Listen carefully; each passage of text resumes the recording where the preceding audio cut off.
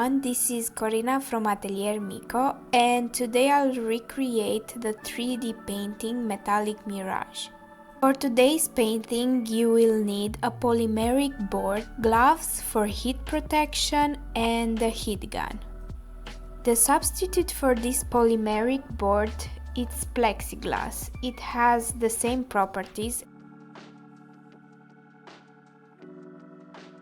The dimension of the polymeric board that I'm using is 50 by 100 centimeters with the thickness of 3 millimeters.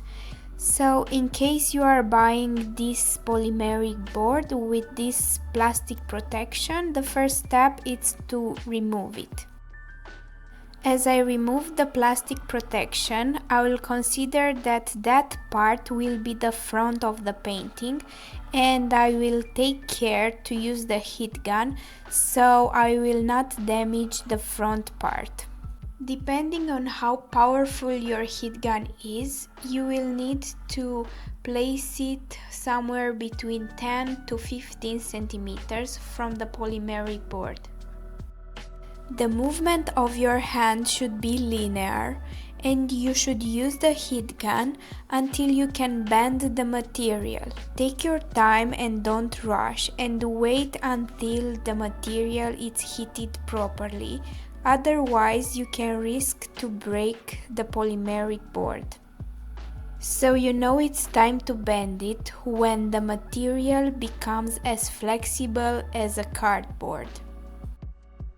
After that, step by step, you will need to create the model.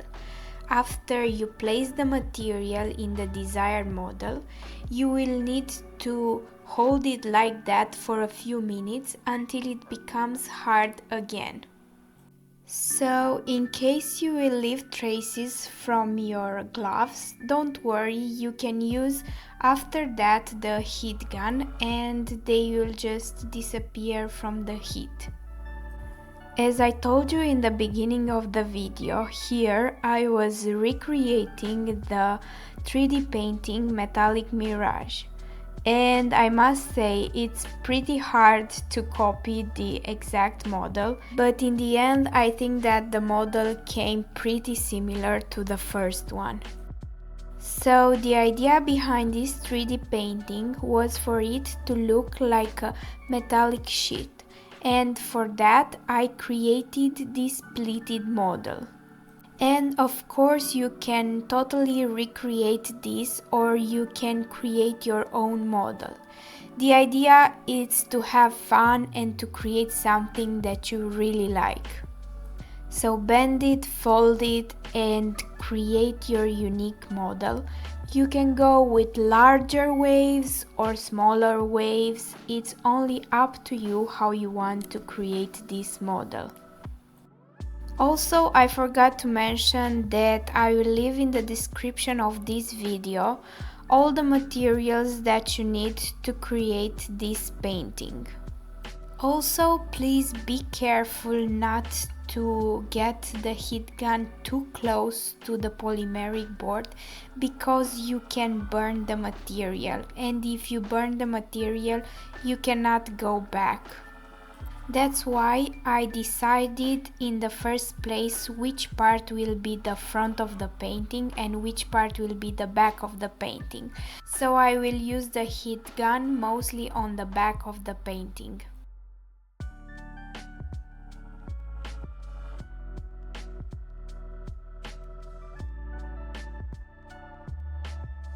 And here is how the model turned out.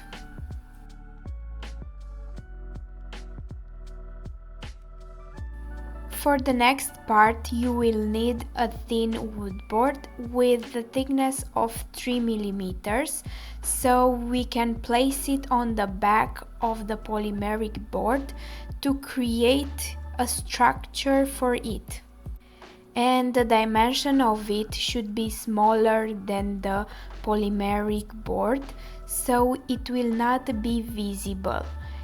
Because the 3D painting will be 50 centimeters per 70 centimeters after modeling it, the back of it will be smaller, and the size of the back, for me it will be 40 centimeters per 60 centimeters. And because I had a bigger wood board, I used a jigsaw to cut it out from it. And now you will need to glue the two parts together, and for that you will need a strong adhesive, the modeled polymeric board and the wood board. And as you see, I am not adding the adhesive everywhere, I'm just adding the adhesive on the parts that will stick to the wood board.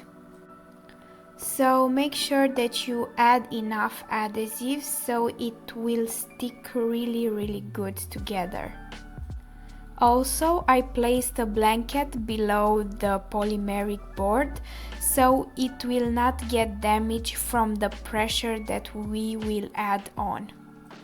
And as you are done with the adhesive, it's time to place the wood board on the polymeric board. After you make sure that the wood board is in place, you can add some weights to fix it until it dries. After the adhesive has dried, you can add the sawtooth hanger, and for that you will need the drilling machine and 2 screws. Place the sawtooth hanger in the upper middle part of the painting and apply pressure on the drilling machine. Also, make sure that you are positioning the drilling machine perpendicular to the screw.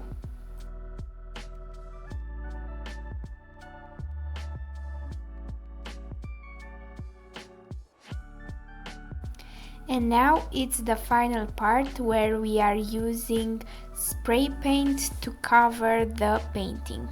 And for that I am starting with the back of the painting.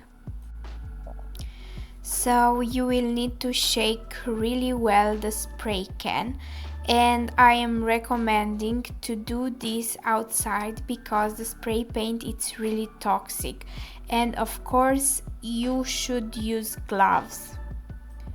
And the distance between the painting and the spray can should be somewhere from 7 to 10 centimeters.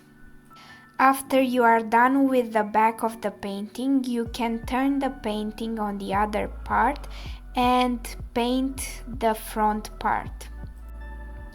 To get an even aspect, you should use linear moves on the entire painting, and you will need to do multiple layers. The spray paint that I'm using, it's a metallic shade of pink, and the brand is Montana, but I will leave in the description of this video all the details about the materials. I think that this spray paint from Montana with the metallic aspect, it's absolutely perfect for this type of art because it leaves some reflections, and in the daylight it's absolutely gorgeous.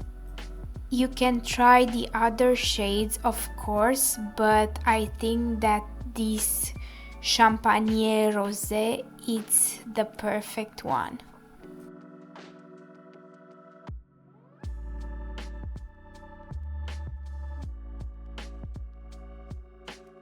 And here is the final result.